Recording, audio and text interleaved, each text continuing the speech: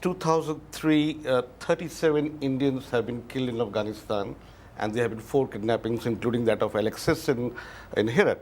It's still not clear how much of control the Pakistani military actually exercises over some of these groups. And it would seem that there's been an element of infiltration within the Pakistani military of groups like the Tehreek-e-Taliban. And there's also groups like Lashkar-e-Jhangvi, Lashkar-e-Taiba that have infiltrated some of the Pakistani Punjabi soldiery.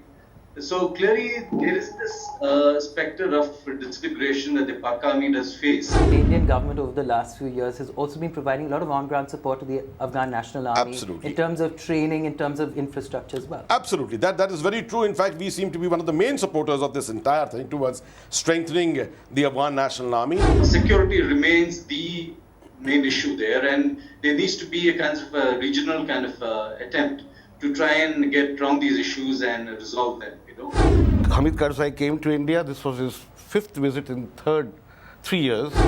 I think it's important that Mr. Modi concerns himself with engagement with Afghanistan at all levels.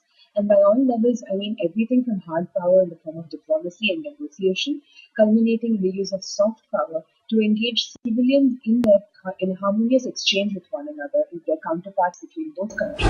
To it, one is of course security, the second one is developmental assistance, and the third one is your economy and education.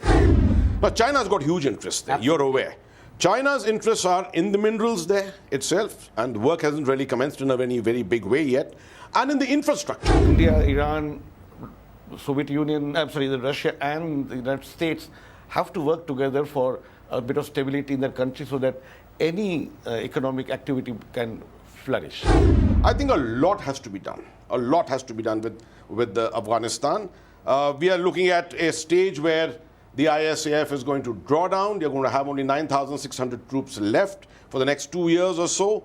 We've invested a lot of money in Afghanistan, and we have a lot of stakes involved in the security of Afghanistan.